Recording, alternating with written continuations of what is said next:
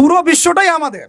আর আমরা আখিরুজ্জামানের হাদিসগুলো থেকে এটা স্পষ্ট জানতে পারি যে ইনশাআল্লাহ তাআলা বাইতুল মুকাদ্দাস হবে আমাদের খেলাফার প্রাণকেন্দ্র ইনশাআল্লাহ, এবং আমাদের কন্টিনেন্টে খোরাসান।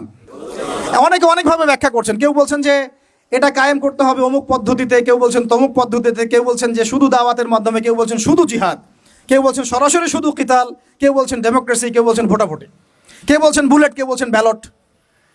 তাহলে আসলে যাবোটা কোথায় এবং সুন্নাহ ভিত্তিক পদ্ধতিটা কি?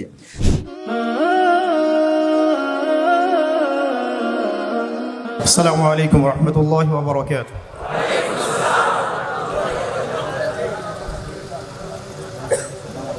الحمد لله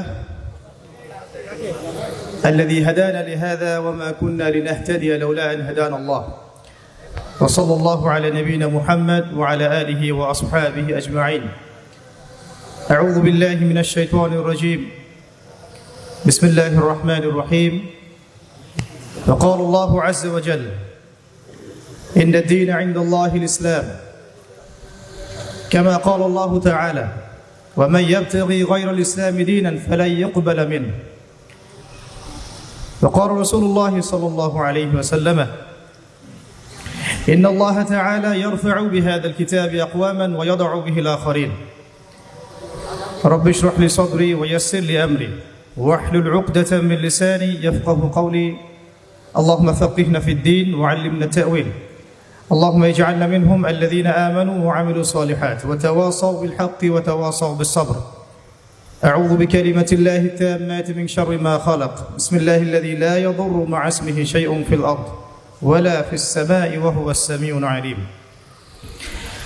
الحمد لله ثم الحمد لله. যাবতীয় প্রশংসা এবং গুণগান একমাত্র মহিয়ান ও গরিয়ান আল্লাহ সুবহানাহু ওয়া তাআলার জন্য, যে আল্লাহ রাব্বুল আলামিন আমাদেরকে তার নিজ অনুগ্রহে মুসলিম পরিবারে জন্মগ্রহণ করার তৌফিক দিয়েছেন। আলহামদুলিল্লাহ। আল্লাহুম্মা লাকাল হামদ হামদান কাসীরান তাইয়িবান মুবারাকান ফীহি ওয়া মুবারাকান আলাইহি কামা ইয়ানবাগী লিজালালি ওয়াজহিকা ওয়া আযীমি সুলতানিক। শুকরিয়া জানাই সেই মহান রবের দরবারে যিনি আমাদেরকে নবী মুহাম্মদ সাল্লাল্লাহু আলাইহি ওয়াসাল্লামের সৌভাগ্যবান উম্মত হওয়ার তৌফিক দিয়েছেন। আলহামদুলিল্লাহ। অগণিত অসংখ্য দরুদ এবং সালাত বর্ষিত হোক মহান আল্লাহ প্রেরিত সর্বশেষ নবী, চূড়ান্ত নবী, মানবতার মুক্তির দূত মুহাম্মদুর রাসূলুল্লাহ সাল্লাল্লাহু আলাইহি ওয়াসাল্লামের প্রতি। আমরা সংক্ষিপ্ত দরুদ পড়ি। আল্লাহুম্মা সাল্লি আলা মুহাম্মদ, আল্লাহুম্মা বারিক আলা মুহাম্মদ ওয়া আলা আলিহি ওয়া আসহাবিহি আজমাইন। সম্মানিত উপস্থিতি, কেমন আছেন আপনারা?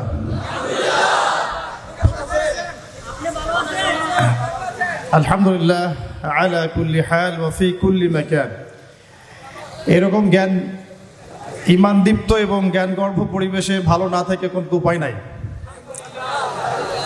আলহামদুলিল্লাহ। আর আমাদের মোহতারাম উস্তাজ যে আলোচনা করেছেন, আমি দুটো বিষয় আশঙ্কা করছিলাম। এক, সবাই তার ভাষা বুঝতে পারছেন কিনা, এটা একটা বিষয়। সবাই কি তার ভাষা এবং ইরাদা বুঝতে পারছেন কিনা, এটা একটা আশঙ্কা। আরেকটা হচ্ছে, আমি আর কি বলবো, বাকি তো সব উনি বলেই দিছেন।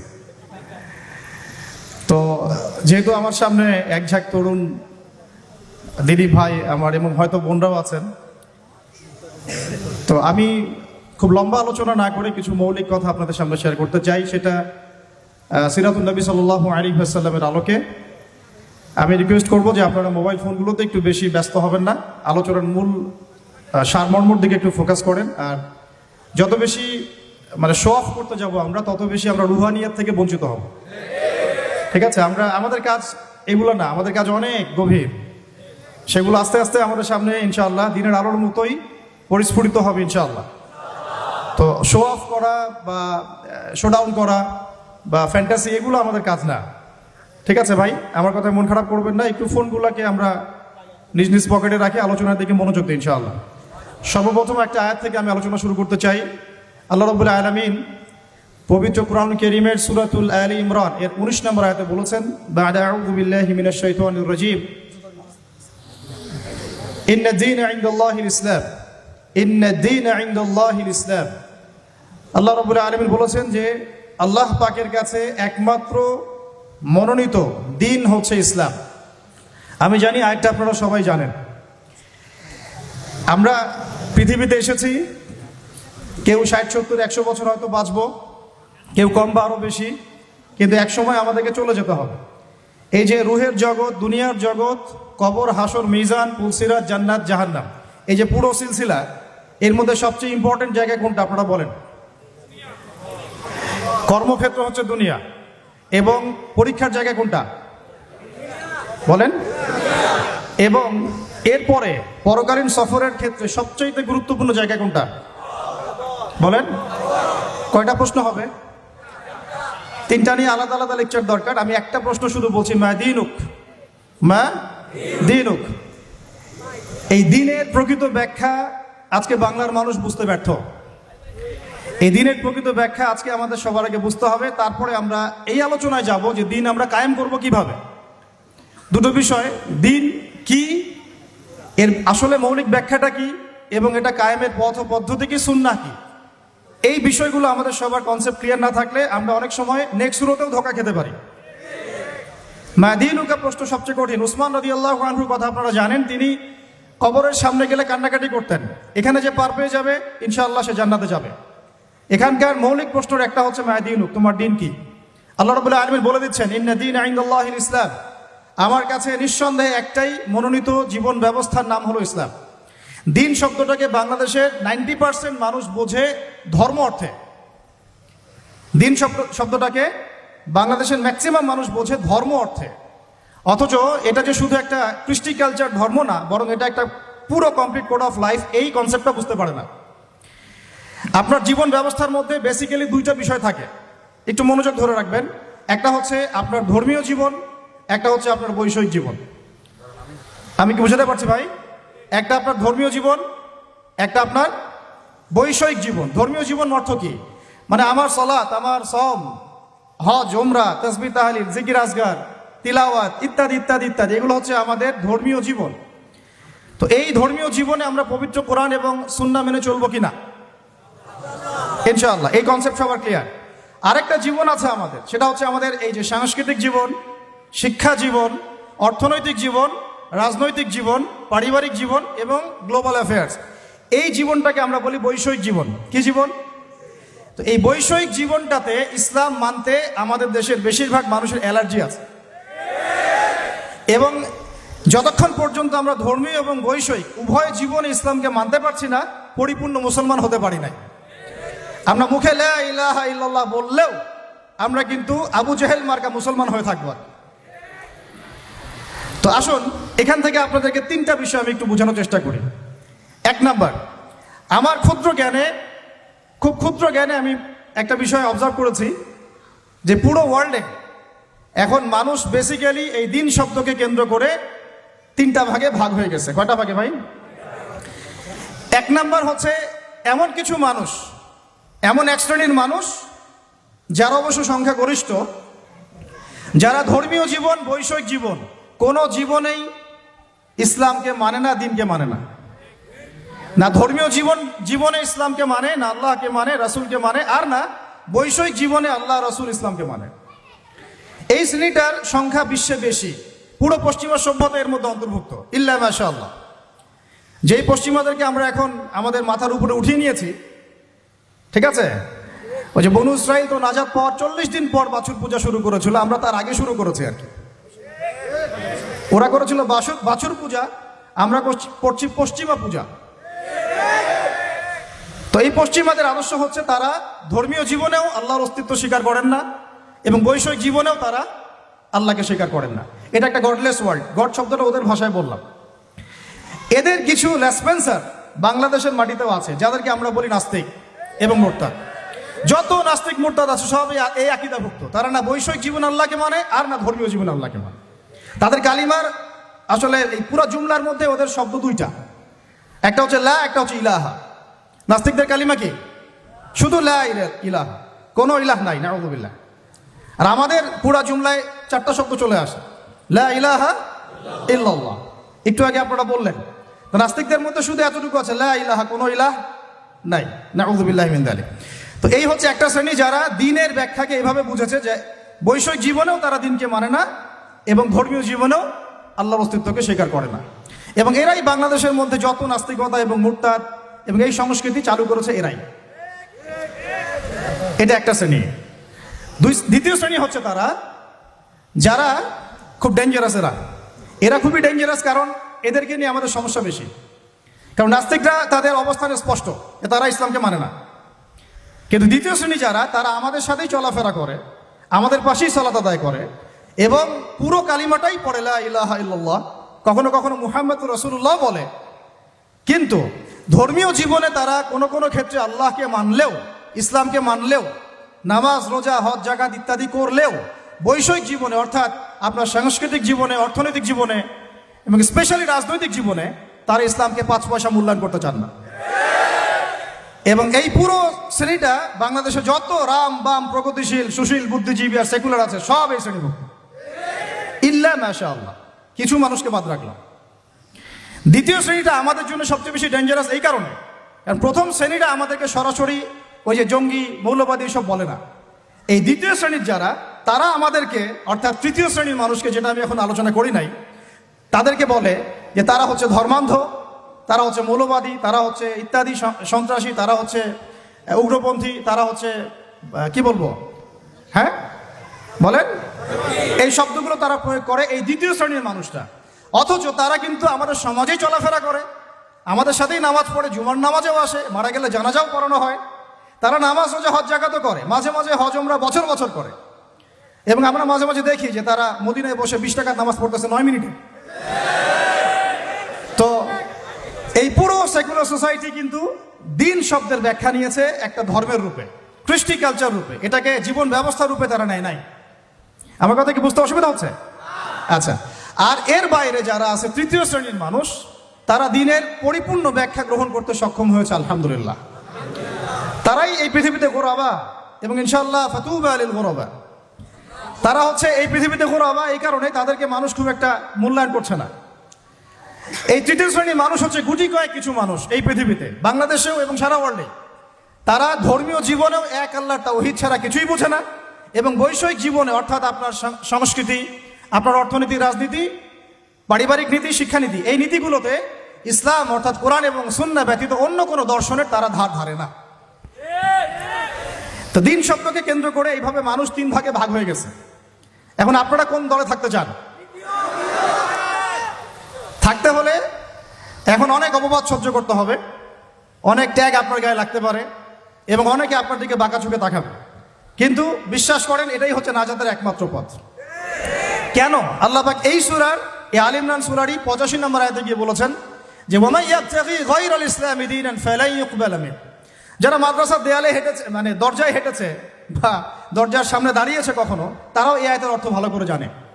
ওয়ামান ইয়াবতাগি গায়রাল ইসলামি দীনান, কেউ যদি ইসলাম ছাড়া অন্য কোনো জীবন ব্যবস্থা তালাশ করে, হোক সেটা ধর্মীয় জীবনেই বা বৈষয়িক জীবনে, হোক সেটা অর্থনীতিতে বা রাজনীতিতে, যে কোনো জায়গাতে, সংস্কৃতিতে বা শিক্ষানীতিতে, ফালাই ইউকবালা মিন, কোশ্চিন কালেও তার কাছ থেকে কোনো আমল কবুল করা হবে না।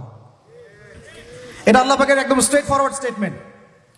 তাদের কাছ থেকে কোনো আমল কবুল করা হবে না, যতই লা ইলাহা ইল্লাল্লাহ পড়েন না কেন। আপনি দিন শেষে আব্দুল্লাহ বিন উবাইয়ের অনুসারী হয়ে থাকবেন। আমরা কিন্তু আমাদের নবীজিকে সাল্লাল্লাহু আলাইহি ওয়াসাল্লাম নাম আসলে দরুদ পড়বো ইনশাআল্লাহ। আর তাকে কিন্তু আমরা কখনো হয়তো দেখি নাই, অনেকে স্বপ্নেও দেখি নাই, তাই না? আব্দুল্লাহ বিন উবাই তাকে দেখেছিল, তার পিছনে নামাজও পড়েছে, মুখে কালিমার সাক্ষ্যও দিয়েছে। আমাদের নবীজি তার নিজের জামা দিয়ে তাকে দাফন করেছে, কিন্তু সে কোথায় যাবে? জান্নাতে না জাহান্নামে? কেন যাবে? কারণ কি? কারণ সে মুখে মুখে ইসলাম স্বীকার করলেও মন থেকে স্বীকার করে নাই। কিছু কিছু ইসলামের বিধিবিধান সে পালন করতো ঠিকই, কিন্তু ইসলামকে একটা কোড অফ লাইফ হিসেবে সে কখনো গ্রহণ করে না। তাহলে আমাদের সোকল ডেমোক্রেটিকদের কি অবস্থা হবে? সোকল সেকুলারদের আপনাদের কি অবস্থা হবে? ভাইদেরকে বলছি, হয়তো তারা এই মেসেজটা জানে না। আমাদের কাজ তো দাওয়া দেয়া, আমাদের কাজ সবসময় এগ্রেসিভ হওয়া না, আমাদের কাজ কি? দাওয়া দেয়া। ফাযাক্কির ইন্নামা আনতা মুযাক্কির লাস্তা আলাইহিম বিমুসাইতির। অন্য সূরাতে আল্লাহ পাক বলেছেন না, ফাযাক্কির ইন নাফাআতি যিকরা সায়াযাক্কারু মান ইয়াখশা। যে আল্লাহকে ভয় করে সে শীঘ্রই দেখবেন যে ফিরে আসছে ইনশাআল্লাহ, উপদেশ গ্রহণ করছে। তো তৃতীয় শ্রেণীর মানুষ আমরা যারা, আমাদেরকে খুব ভালো করে খেয়াল রাখতে হবে যে জীবনের কোনো অংশে যেন আমরা ইসলাম ছাড়া অন্য কোনো দর্শনের পরোয়া না করি। এখানে আল্লাহ পাক স্ট্রেট ফরওয়ার্ড বলে দিয়েছেন, ফালাই ইউকবালা মিন, তার কাছ থেকে কোশ্চিন কালেও কবুল করা হবে না। লাই ইউকবাল, তার মানে আপনি যদি নামাজ রোজা হজ জাকাতও করেন, কিন্তু অর্থনৈতিক জীবনে আপনি সুদকে প্রাধান্য দেন, আপনার আমল কবুল হচ্ছে না। মানে অর্থনৈতিক জীবনে আপনি সুদখোর, এদিকে নামাজি, এই আমল কবুল হচ্ছে না। হবে কি? বরং আপনি মায়ের সাথে জেনাকারী হচ্ছেন, নাউযুবিল্লাহ। বরং আপনি আল্লাহ এবং রাসূলের সাথে যুদ্ধ ঘোষণাকারী হচ্ছেন। আপনারা তো সবাই হাদিসগুলো পড়েছেন, এখানে বড় বড় ওলামা কেরামরা আছেন। 36 বার জেনা করলে যে পাপ হয়, 1 দিরহাম সুদ খেলে সে পাপ হয়। আর দিরহাম কি, এটা বুঝাতে গেলে অর্থনীতিতে আলোচনা যেতে হবে। আমরা তো অনেক আগে থেকে বলেছিলাম দিনার দিরহাম এগুলো ইসলামিক কারেন্সি ছিল। এর জায়গায় এখন সব ইলেকট্রনিক মানিজ এবং পেপার মানিজ এবং আস্তে আস্তে কি আসতেছে, বিটকয়েন্স, ক্রিপ্টোকারেন্সি, এগুলোর মধ্যে প্রচুর সুদ আছে। এগুলো হচ্ছে সূক্ষ্মভাবে আমাদেরকে সুদখোর বানানো হচ্ছে। আমাদেরকে সুদখোর বানালে পশ্চিমাদের লাভ কি? আপনার দোয়া কবুল হবে না। তাই সংগ্রাম একমুখী না, আমাদের সংগ্রামটা কিন্তু বহুমুখী। শুধুমাত্র দাওয়া না, শুধুমাত্র সংস্কৃতিই না, শুধুমাত্র রাজনৈতিক ভীষণই না, আমাদের সংগ্রাম কিন্তু অর্থনৈতিকও। রিজিক হালাল না হলে কিন্তু আমাদের আমল কবুল হচ্ছে না। তো আমরা যদি জীবনের যে কোনো ক্ষেত্রে আল্লাহ এবং তার রাসূলের বিধান বাদ দিয়ে অন্য কোনো দর্শন ফলো করি, তাহলে আমাদের আমল কবুল হচ্ছে না। আল্লাহ পাক অন্য আয়াতে কিন্তু এভাবে বলেছেন, আফা হুকমুল জাহিলিয়াতি ইয়াবগুন, তারা কি জাহেলি যুগের হুকুম তালাশ করতেছে? ওয়ালাহু আসলামা মান ফিস সামাওয়াতি ওয়া মান ফিল আরদ তাওআন আও কারহা ওয়া ইলাইহি ইরজাউন। অথচ আল্লাহ পাকের সামনে আত্মসমর্পণ করেছে আসমানের সব সৃষ্টি, জমিনের সব সৃষ্টি, ইচ্ছায় হোক অনিচ্ছায় হোক। শুধু মানুষ করতে যাচ্ছে না, আর জিন করতে যাচ্ছে না। অথচ এই দুই জাতিকে আল্লাহ পাক পাঠিয়েছিলেন ইবাদত করার জন্য, পুরো জীবন ব্যবস্থা ইসলাম দিয়ে সাজানোর জন্য। আপনারা তো সূরা জারিয়াত পড়েছেন, তাই না? ওয়ামা খালাকতুল জিন্না ওয়াল ইনসা ইল্লা লিয়াবুদুন লিয়াবলুয়াকুম আইয়ুকুম আহসানু আমালা। আল্লাহ পাক আলী ইমরানে বলেছেন না যে কুল্লু নাফসিন যায়িকাতুল মাউত, তারপরে কি হবে? ফামান যুহজিহা আনিন নার ওয়া উদখিলাল জান্নাহ ফাকাদ ফাজ। আমরা যদি জীবনের প্রত্যেকটা পার্টকে ইসলাম দিয়ে ঢেলে সাজাতে ব্যর্থ হই, জান্নাতে যেতে পারবো না। এটা আমাদেরকে মৌলিক মেসেজ আজকে বইমেলা থেকে, যে পরিপূর্ণ জীবনে ইসলাম প্রতিষ্ঠা করুন ইনশাআল্লাহ। শুধু জীবনের একটা আংশিক বিষয় ইসলাম নিয়ে পড়ে থাকলে চলবে না, জীবনের প্রত্যেকটা জায়গায় ইসলাম দিয়ে ঢেলে সাজাতে হবে। উদখুলু ফিস সিলমি, বলেন একসাথে, উদখুলু ফিস সিলমি, পরিপূর্ণরূপে দিনে প্রবেশ করেন। দিনের ব্যাখ্যা আগে বুঝতে হবে। এটা হলো দিন, মা দিনুক। এটা যদি আমরা আকীদা ঠিক না থাকে, তাহলে ওই কবরের সওয়াল জবাবে সে আটকে যাবে, সে বলতে পারবে না। কেউ যদি আল্লাহ পাকের সাথে শিরক করে, সে কিন্তু মান রব্বুক উত্তর দিতে পারবে না। একইভাবে কেউ যদি নবী সাল্লাল্লাহু আলাইহি ওয়াসাল্লামের সুন্নাহ বাদ দিয়ে অন্য কোনো সুন্নাহ তালাশ করে ওইভাবে জীবনযাপন করে, সে কিন্তু মান নবীও উত্তর দিতে পারবে না। তো আমাদেরকে এই কনসেপ্টটা ক্লিয়ার রাখতে হবে যে দিন একটা পরিপূর্ণ জীবন বিধান। এখন আসেন যে এর বেসটা কি হবে, এর ভিত্তিটা কি হবে। এর জন্য আপনাকে চলে যেতে হবে ওই বিদায় হজের ভাষণ। বিদায় হজের ভাষণ তো মোটামুটি আপনারা জানেন, আমি আশা করছি। আপনারা তো একটা ইলমি পরিবেশে থাকেন, এই জন্য আমি টাচ করে যাচ্ছি, সবগুলো বলার সময় পাচ্ছি না। এখানে একটা হাদিস আছে, বিদায় হজে অনেকগুলো ভাষণ ছিল, তার মধ্যে একটা ভাষণে নবী সাল্লাল্লাহু আলাইহি ওয়াসাল্লাম বলেছেন, বলুন সাল্লাল্লাহু আলাইহি ওয়াসাল্লাম, যে তারাকতু ফিকুম আমরাইন, আমি তোমাদের মাঝখানে ছেড়ে যাচ্ছি মাত্র দুটো বস্তু। লান তাদিল্লু মা তামাসসাকতুম বিহিমা, তোমরা কশ্চিন কালেও পথভ্রষ্ট হবে না যতদিন পর্যন্ত এই দুটাকে আঁকড়ে ধরে থাকবে। এই দুটা কি? কিতাব আল্লাহ, আল্লাহর কিতাব, আর কি বলেন, নবীর সুন্নাহ। তো এখন কিতাব এবং সুন্নাহ আমাদের সামনে স্পষ্ট, এবং এই কিতাব এবং সুন্নাহর সাথে সাহাবায়ে কেরাম রাদিয়াল্লাহু আনহুম আজমাইন তাদের মানহাজ দিতে হবে কি হবে না? এই জায়গায় কিন্তু আমাদের অনেক প্র্যাকটিসিং মুসলিম ভাইয়েরও আকীদার মধ্যে গলদ আছে। অনেকে মনে করেন যে খালি কোরআন এবং সুন্নাহ আমি সরাসরি নিব, সাহাবীদেরকে আমি নিব না। এই আকীদা ঠিক না ভাই। সাহাবীদেরকে ছাড়া আপনি কোরআন এবং সুন্নাহ সরাসরি মানতে পারছেন না। কারণ অন্য হাদিসে নবী সাল্লাল্লাহু আলাইহি ওয়াসাল্লাম বলেছেন, আলাইকুম বিসুন্নতি, তোমাদের উপর আমার সুন্নাতটা কি ওয়াজিব, এটা পালন তোমাদের করতেই হবে, ম্যান্ডেটরি। ওয়া সুন্নতি খুলাফায়ে রাশিদিন মাহদিনা মিন বাদি, এবং আমার পরে খুলাফায়ে রাশিদার সুন্নাত তোমাদেরকে মানতে হবে। তাহলে এটা হলো আমাদের পিলার, যে আমরা ইসলাম মানব পরিপূর্ণ জীবনে কোরআন এবং সুন্নাহকে সামনে রেখে, এবং সাহাবায়ে কেরাম রাদিয়াল্লাহু আনহুম আজমাইন তাদের ফাহাম অনুযায়ী, তাদের বুঝ অনুযায়ী। ক্লিয়ার কথা? এবার আসেন, এই ইসলামটার দাওয়াত আমরা দিব, এটাতে আপনারা সবাই এগ্রিড। এখন কথা হচ্ছে এটা আমরা প্রতিষ্ঠা করব কিভাবে। এই তো মূল কথাটা কি, এই দিনটাকে আমরা আমাদের জায়গায় বাংলার জমিনে প্রতিষ্ঠা করব কিভাবে। জরুরি না যে বাংলার জমিনে ইসলামী খেলাফত কায়েম হবে, অন্য কোনো জায়গা হতে পারবে, এটাও কিন্তু জরুরি না। আল্লাহ পাক চাইলে এই খেলাফত সিরিয়ায় কায়েম করতে পারে, ফিলিস্তিনে কায়েম করতে পারে, আল্লাহ পাক চাইলে আরো অন্য কিছুও করতে পারেন। আপনারা সিরাতের আলোকে জানেন, যখন নবী সাল্লাল্লাহু আলাইহি ওয়াসাল্লাম তায়েফে গিয়েছেন এবং তাকে মারা হয়েছে, তিনি ফিরে এসেছেন মক্কায়, তখন কি সাহাবীরা চিন্তা করতে পেরেছিলেন যে কয়দিন পরে আমরা মদিনায় যাব, সেখানে ইসলামিক স্টেট কায়েম হবে? বলেন আমাকে। যখন মক্কায় সাহাবীরা নির্যাতিত হচ্ছেন, যখন নবীজি বলছেন আবিসিনিয়ায় চলে যাও, সেখানে একজন রাজা আছে, তাই না, লা ইউজলামু ইনদাহু আহাদ, তার কাছে কেউ জুলুমের শিকার হয় না, তখন কি সাহাবীরা কেউ কল্পনা করেছিলেন মদিনায় ইসলামী রাষ্ট্র কায়েম হবে? তাই আমরা যেন এই ফিকিরটা শুধু এভাবে চিন্তা না করি যে এতটুকুই জমিন আমাদের, না, পুরো বিশ্বটাই আমাদের। সুবহানাল্লাহ, পুরো বিশ্বটাই আমাদের। আর আমরা আখিরুজ্জামানের হাদিসগুলো থেকে এটা স্পষ্ট জানতে পারি যে ইনশাআল্লাহ তাআলা বাইতুল মুকাদ্দাস হবে আমাদের খেলাফার প্রাণ কেন্দ্র ইনশাআল্লাহ, এবং আমাদের কন্টিনেন্টে খোরাসান। এটার অনেক ব্যাখ্যা, এটা পরে আপনারা আস্তে আস্তে আসবেন এবং এটা নিয়ে আপনারা আলোচনা শুনেছেন, আমি এটা আশা করি। মূল কথাটা বলে আমি শেষের দিকে, ফিনিশিংয়ের দিকে যাব, যে আমরা আসলে এটাকে এখন কায়েম করব কিভাবে।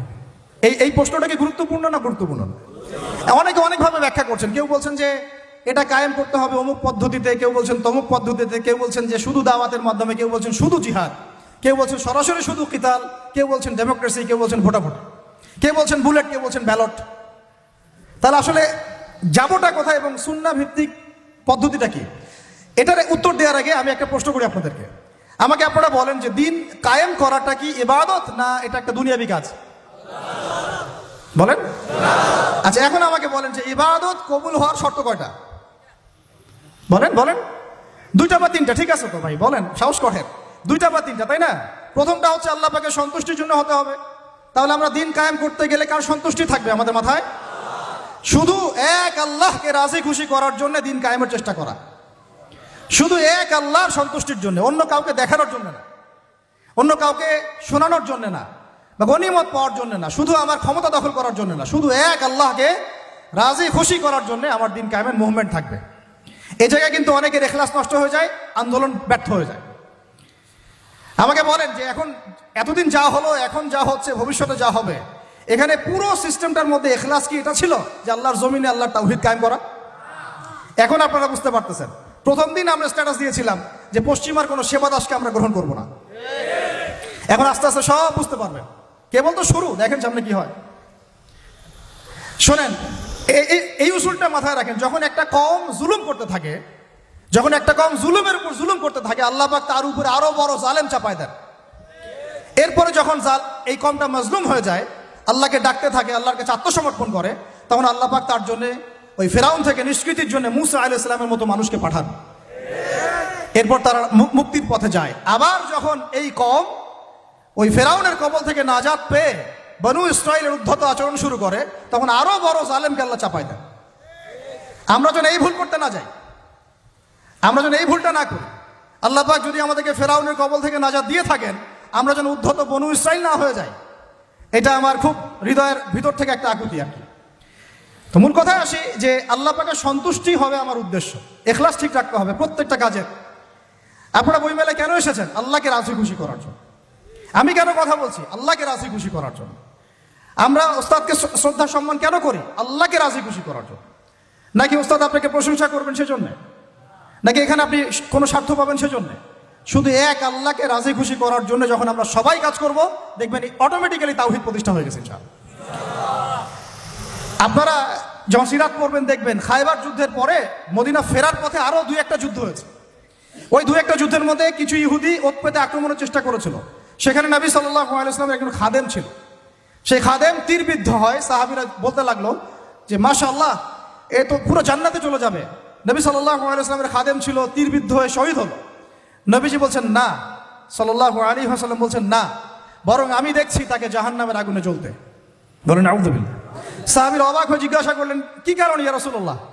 তিনি বললেন, খায়বারের গনিমতের মাল থেকে একটা চাদর সে না বলে নিয়েছিল, এই কারণে। খায়বারের গনিমতের মাল থেকে একটা চাদর সে না বলে নিয়েছিল, জাস্ট এই কারণে। তখন সবাই কিছু কিছু করে জিনিস আনা শুরু করলো, জমা দেওয়া শুরু করলো। একটা মেসওয়াক, একটা ডাল পর্যন্ত মানুষ জমা দিয়ে দিল। নবীজি বলেন, এগুলো ছিল জাহান্নামের অংশ যা তোমরা জমা দিলে। তাহলে আমাদের পুরো মুভমেন্টের উদ্দেশ্য কি হবে বলেন? আজকের আলোচনা সব ভুলে গেলে একটু ভুলে যায় না। আমাদের পুরো উদ্দেশ্যটা কি হবে? শুধু এক আল্লাহকে রাজি খুশি করার জন্য। এই উদ্দেশ্য থাকলে তখন আপনি আমির মানতেও সমস্যা হবে না, জামায়াতে আসতেও সমস্যা হবে না, ইমারতেও সমস্যা হবে না, আপনার বায়াত নিতেও সমস্যা হবে না। এখানে যদি স্বার্থ থাকে তখন আপনি কিন্তু এখানে এড়ায় যাবেন না, আমি কেন তাকে মানবো, আমি কি কম বড় আলেম? হ্যাঁ, আমি কেন জামায়ায় যাব, আমার কি আলাদা জামায়া করার সুযোগ নাই? আমি কি সিরাত কম বুঝি, আমি কি দিন কায়েম কম বুঝি, আমি কেন ঐক্যের জন্য নরম হব, আমি কি বেহকের উপর আছি? এই যে বিষয়গুলো তখনই আসে যখন এখলাস ঠিক থাকে না। এখলাস ঠিক না থাকলে কোনো কাজের বারাকা আসবে না ভাই। আল্লাহ পাক আমাদেরকে বোঝার তৌফিক দান করে। 2 নাম্বার হচ্ছে ভাই যে আমল, যেহেতু বললেন দিন কায়েম একটা ইবাদত, তাহলে ইবাদত করতে হবে কার তরিকা অনুযায়ী? বলেন, এটা আপনারা সবাই এক বাক্যে স্বীকার করছেন, নবী সাল্লাল্লাহু আলাইহি ওয়াসাল্লামের সুন্নাত এবং তরিকা ছাড়া দিন কায়েমটা ইবাদত বলে গণ্য হবে না। সেটা আমার একটা ব্যর্থ প্রচেষ্টাও হয়ে যেতে পারে। সূরা কাহফে একটা আয়াত আছে, কিন্তু ওই যে কিছু মানুষ মনে করে তারা খুব সুন্দর আমল করছে, ওয়াহুম ইয়াহসাবুনা আন্নাহুম ইউহসিনুনা সুনআ, এদের ব্যাপারে আল্লাহ পাক বলেছেন কুল হাল নুনাব্বিউকুম বিল আখসারিনা আমাল, সবচেয়ে ক্ষতিগ্রস্ত আমলকারী সম্পর্কে আমি জানাবো কিনা। এটা তারা যারা দুনিয়াতে অনেক সুন্দর আমল করে, মনে করে আমরা অনেক সুন্দর আমল করছি, অথচ ওদের আমল বিফল হয়ে গেছে এখলাস ঠিক না থাকার কারণে, নবীর তরিকা অনুযায়ী না হওয়ার কারণে। তাহলে এখন যদি আমরা এগ্রি করি যে হ্যাঁ দিন কায়েমটা নবী সাল্লাল্লাহু আলাইহি ওয়াসাল্লামের পদ্ধতিতেই করতে হবে, তাহলে আমাকে সিরাতে আসতে হবে কি আসতে হবে না? সুন্নাতে আসতে হবে কি আসতে হবে না? বরং আমি বলবো এভাবে যে সিরাতের সুন্নতে আসতে হবে, সিরাতের সুন্নতে আসতে হবে, দিন কায়েম করতে হবে। অন্য কোনো সুন্নত নাই আমাদের সামনে। এখন অনেক ভাই কেউ বলছেন যে আব্রাহাম লিঙ্কনের তরিকাতে দিন কায়েম হবে, কি যুক্তি তো তারা দিচ্ছেন অনেক। কেউ বলছেন যে আরে ভাই নাই মামার চেয়ে তো কানা মামা ভালো। কেউ বলছেন ভাই আগে এত পুরো রুটির দিকে তাকানোর দরকার কি, রুটির 2-1টা টুকরা হইলে তো হয়। এবং তাদেরকে পশ্চিমারা খুব সহজেই কিন্তু বাগে আনতে পারবে, 10টা করে সিট দিয়ে দিবে, ভাগ করে নেন আপনারা 60টা সিট, তারাও সন্তুষ্ট যে আমরা আগে কিছুই পাইতাম না, অন্তত এখন 50টা তো পাইছি। বিশ্বাস করেন, আমি কেন বড় বড় আল্লাহর ওলিকেও যদি আপনি সিস্টেমের মধ্য দিয়ে ওখানে প্রেসিডেন্ট হিসেবে বসায় দেন, সে একজন বান্দা গরু ছাড়া কিছুই না, কিছুই করতে পারবে না। আমরা বলছি সিরাতে সুন্নতে গেলে পুরা রুটিটাই আমাদের হবে, রুটির টুকরা আমরা চাই না, পুরা রুটিটাই চাই। রুটি আমার, তুমি খাইলে খাও, না খাইলে যাও, সোজা কথা। সিরাতে সুন্নতে আসলে আপনি পুরোটাই পাবেন। এখন কেউ বলছে আব্রাহাম লিঙ্কনের তরিকাতেই হবে, হয়তো বুঝের কিছু ঘাটতি থাকতে পারে, এটা একাডেমিক আলোচনা ওস্তাদ বলেছেন, এটা আমরা কিন্তু সবাই সমালোচনা করতে যাব না। অনলাইনের এই জগৎটাকে আপনারা নোংরা করে ফেলবেন না, সবাই সব বিষয়ে কথা বলবে না, সবাই সব বিষয়ে কথা বলবেন না। যে বিষয়ে যে ব্যক্তি কথা বলার যোগ্য তিনি কথা বলবেন, যাদের সাথে কথা বললে কাজ হবে তাদের সাথে কথা বলবো, ঠিক আছে? আমভাবে আমরা সবাইকে দাওয়া দিব এবং চুপ থাকার অভ্যাস করেন। সবসময় কথা বলতে হবে না, মাঝে মাঝে চুপ থাকার অভ্যাস করেন।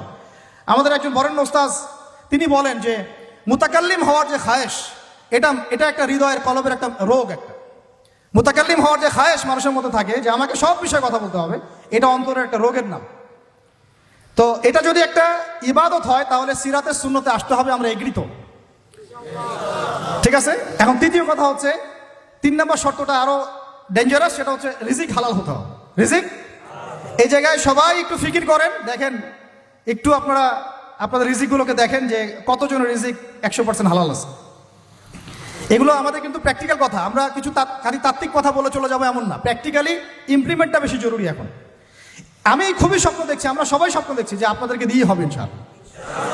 কারণ এই জেনারেশন করে দেখিয়েছে, এবং তারা আমাদেরকে দেখিয়েছে কোন ভাষায় কথা বললে কাজ হয়। এতদিন তো আমরা বলে আসতাম, তো এই ভাষার কথা বললে আপনারা আমাদেরকে অনেক ট্যাগ দিতেন, ঠিক আছে? দেখেন, জালেম জুলুম করলো, মাজলুম দাঁড়ায় গেল, এই তো জালেম জুলুম করলো, মাজলুম দাঁড়ায় গেল প্রতিবাদের জন্য, প্রতিবাদের ভাষায়। আপনারা আমাকে বলেন তো, জালেমের বিরুদ্ধে মাজলুম যখন দাঁড়িয়েছে তারা কি খালি হাতে দাঁড়িয়েছিল? জালেম যখন 2টা মাইট দিয়েছে, মাজলুম কি 2টা মাইট দেয় নাই? জালেমদের অনেকে যখন মাজলুমদের অনেককে শহীদ করেছে, তো জালেমদের দলেও কি কিছু মানুষ মারা যায় নাই? তো এটা কি একটা কনফ্লিক্ট হয়নি রাস্তাঘাটে? তো গণতান্ত্রিক প্রক্রিয়া এই কনফ্লিক্টটাকে আপনি জায়েজ করে নিলেন, তো গণতান্ত্রিক প্রক্রিয়া এই কনফ্লিক্টটাকে আপনি জায়েজ করে নিলেন তো, মাশাআল্লাহ।